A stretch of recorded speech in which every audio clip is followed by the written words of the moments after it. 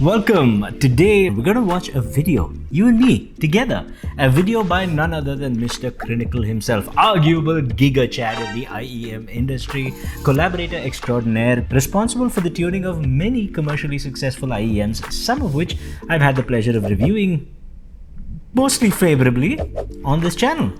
But today he's talking about the Nothing Ear 2, an IEM that I have some experience with. I've reviewed it myself and I don't know, it might be just one of the most detailed reviews you're going to find on the Nothing Ear 2 on the internet, maybe, kind of, I don't know, we'll see. I'm interested to know what Crinacle thinks of it, what he has to say about it, and honestly, this guy makes hilarious videos, so it's going to be fun regardless. Let's dive in. Today, I'll be reviewing Nothing. Has anyone made that joke yet? Alright, at least he's self-aware about the jokes, that's good. Please forgive me. Okay, first of all, damn. Has this guy upped his video production game as well? Look at that. He's got the light, and he's got the light back there, and he's got greenery. I've got greenery. I've got light back there. We're basically the same. Basically. I mean, seriously though, dude. Leave some of YouTube for the rest of us. Please forgive me for this breaking continuity because I kind of forgot to film this section. Which section, you may ask? Well, the section where I essentially flex. This is a standard part of his video where he tells everyone how awesome he is and why he is some authority to talk, which some of us know, but a lot of people don't know, so it makes sense. But at the end of the day, I would like to think myself as a fairly experienced veteran in the audiophile hobby, and so somewhat of a credible entity. Just like our sponsor, Linsel.com.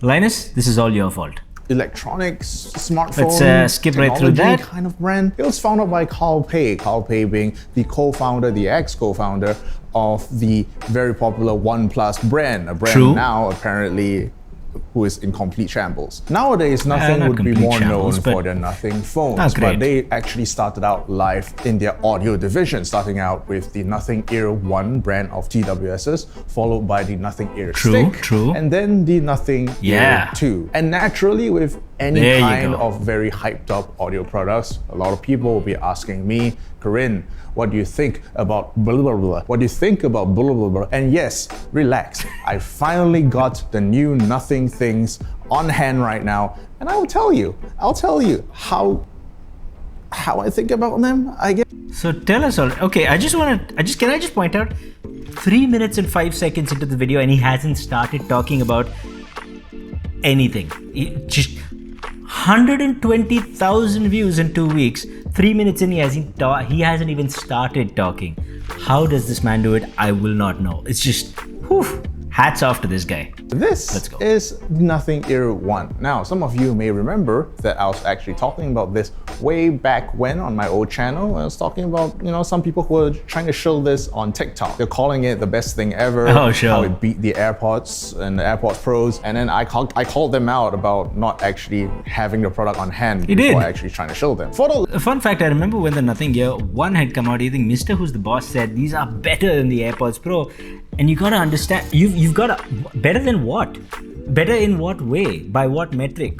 Explain something. Although to be fair, Mr. Who's Boss had an embargo to work with, so maybe he couldn't talk much about it, but still to this day, the question remains, better how, my guy? For the longest time, I have not heard the Nothing Ear 1. Now I finally do, but neither have I. My friend DMS, he actually tried out the Nothing Ear once, way back when, and he himself confirmed that it was absolutely terrible. It was absolutely dog shit. I, of course, couldn't really confirm that, but now I finally have. To be fair, I haven't heard the Nothing Ear 1 ever, so I don't actually know, but I have seen some frequency responses, so it's not looking good. DMS had measured it first. While I'm not the kind of guy who would try and judge things from a graph. This is not true. We all know this. We judge a little bit by the graph. Come on, my guy. It was not the nicest looking. Oh my god. What is this? Oh, this is IEF compensated? So now that I've tried it out, I've also graphed it. Here are the measurements. There we go. That's better.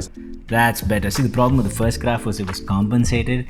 Guys, if you ever see a graph on the internet, be very suspicious. People use compensated graphs and it just means that compared to somebody's target, it deviates so much. But where did that target come from? How did that person come to that target and what does that target mean and based on what research? No one ever tells you. Let's take a look at this target though. I can see, we'll use the one at the bottom. It's an IEC 711 clone, very similar to what I use. Oh my god. Okay, so that massive hump in the mids is there and it's doing nothing for nothing. And massively bass boosted overall, heavy warmth and massive unevenness. And what is going on with this treble, man? That is an obnoxious amount. If this is how the Nothing Ear 1 sounded, I don't know what the tech reviewers were going on about. Like, holy cow. Absolutely dog. And the measurements didn't change even after I updated it to the latest firmware. So essentially the Nothing Ear 1, whether from day 1 all the way to today, you're gonna get the exact same sound. Again, dog shit. And yes, I know people are gonna ask me, fair enough, elaborate why exactly it is dog water. Well, the Nothing Ear 1 is weirdly tuned, and weirdly tuned is kind of an understatement. You have kind of a weird bump in the lower mid-range which makes things sound muddy, but at the same time you have a really big upper mid-range spike, but it all kind of forms together into one big roller coaster. So it sounds subsequently muddy and shouty and weird, and just in general, I'm not gonna recommend this to anyone, no matter how much you get it for. So it turns out you can judge it based on a frequency response alone. I'm not saying he did, I'm saying I haven't heard it, but that was my take based on that frequency response as well. So it's pretty bad. $50, too bad. Throw into the garbage. Agreed. ANC-wise, it's like, savage. Right. I don't think it's gonna play in the same league as things like the Apple AirPods Pro 2 or the Galaxy Buds 2 Pro. But at the same time, those two products are much newer and of course, 2.5 times to about twice the price.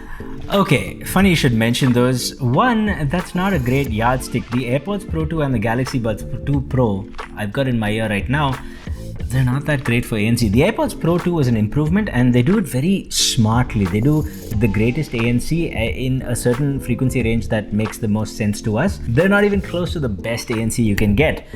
I know this because I measure competitors and I put them up. You can go check them out on this link. You can go and see for yourself. In fact, I remember Crinacle made a video on the Galaxy Buds 2 Pro, which I can... There's a bit of fanboyism there, and there's you know what? We'll just leave that for another video. It's not about the Samsung. Let's move on.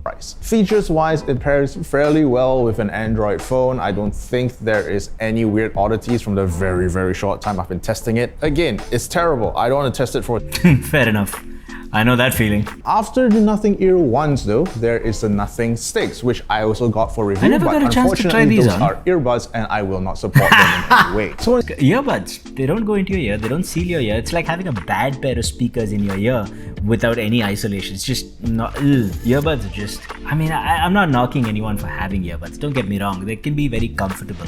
I get it. But from a audio point of view, it's just really just everything wrong. The next step in Nothing's audio line of products, the Nothing Ear 2. So with the disastrous opening that is the Nothing Ear 1, you would think that the Nothing Ear 2 would be equally disastrous. But what is the interesting thing here is DMS, my boy DMS, actually aided, consulted on the tuning of the Nothing Ear 2, which gives me some level of confidence. But there is a slight hiccup in all of this. If you were to take this out of the box, or if you were to purchase this day one, the tuning on the Nothing Ear 2 is still kind of dog. It is rather bass boosted. That's kind of an understatement. It is very, very shouty and overall just sounds...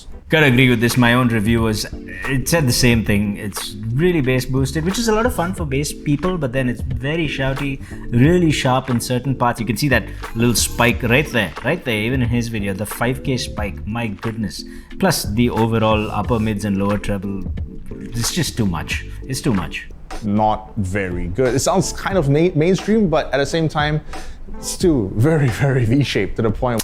Mainstream but done better is actually the Samsung Galaxy Buds 2 Pro, and even that I don't like too much. I think it can do done better, but nothing, it's too much. If you're someone who cares a bit about fidelity, can't really recommend this. Ooh. But that's it. That is pre-update. What I have heard from my boy, again, talking about how he consulted on this, is apparently what Nothing did was they started out with a compensated graph, compensated to Harman.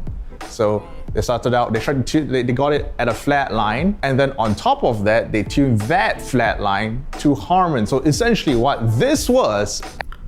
What? Oh man, if that's true, that's messed up. Okay, at this point I feel we have to address the issue. What does compensated mean? Okay, look. When you measure performance of any earphone, headphone, what have you, you have a microphone and you play a tone through the headphone, frequency sweep going from 20 hertz to 20 kilohertz, and you basically plot out how that headphone or earphone is reproducing a certain frequency at a certain volume, and then you just plot it in the graph, and then you say, oh look, all these bass frequencies are being produced at a very low volume, so this doesn't have too much bass compared to the mids. And basically that's it. That's essentially how you graph these things out. And the problem is, that's a raw graph. That is essentially what you need to do. Some people compensate that graph, and what that means is you take a target response. Like, so the graph, you have a target of how the graph should look, and you tell a little computer program to just plot out the difference between the actual measurement and the target, and just plot the difference on a straight line. This looks very different. And to the new user, to someone who's just getting into the hobby, they inevitably mistake one for the other, and they say, oh look, this looks basically flat. But all that means is it's following another target. Where did the target come from? What is that target based on? Based on what research did that target even materialize out of thin air? It's just... I'm a big fan of using just the raw graphs, just the basic measurements. And if we do it often enough and in a standardized way, then we'll all just learn how to read the graph. It's not that huge a deal. Of course, that's all changing with newer rigs coming in, but that's a topic for another video as well.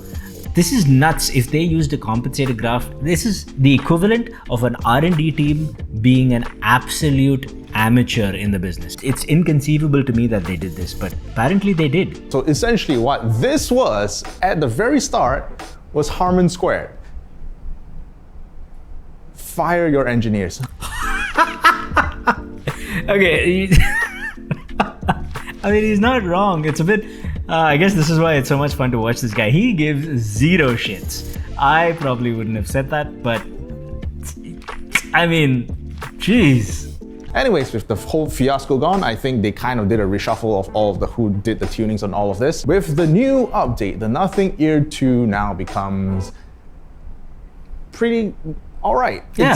I struggle to use the word good. It is... Fair enough. Serviceable. It is undoubtedly a better tuning that kind of followed Harman target at the same time. This is so much better. Notice how this graph is not compensated. It's giving you the original graph and it's overlaying it on the Harman target. This is a way better way to do it, and I don't even agree with the Harman target, but you know, it's following it reasonably well, which means it's probably going to sound good to a lot of people. It is undoubtedly a better tuning that kind of followed Harman target at the same time reducing that pinna gain, which is, you know, a tuning after my own heart. But then we come into a different issue, is that when I listen to the Nothing Ear 2, there is this weird sensation of BA timbre, if it makes sense. For example, there's a very similar TWS that has this problem, which is the Galaxy Buds Plus. Things sounded very bit crushed. That word right there. Things sounded very bit crushed. This is something I noticed as well. There's something slightly distorted about, like compressed about the sound of the Nothing Ear 2, and I can't explain why. What I usually say is when you try and push a driver too hard, it adds a bit of distortion, and that's kind of what it sounds like, kind of. But there's definitely this compressed sound feeling to the Nothing Ear 2, which I can't describe, and clearly he's hearing it as well. It sounds weird, it sounds plasticky, it sounds unnatural, and overall, while it may not be my first pick, it might not be my second pick, or my third pick, or my fourth pick.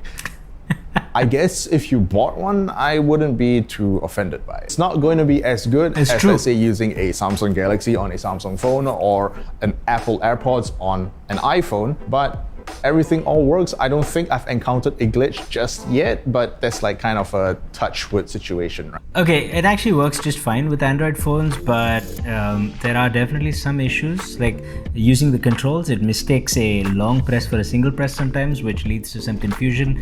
And also, the ANC is objectively not great. It's there, it helps a little bit, but it's not great. Again, I measure these, I put them up on the internet for you to see. Go check them out.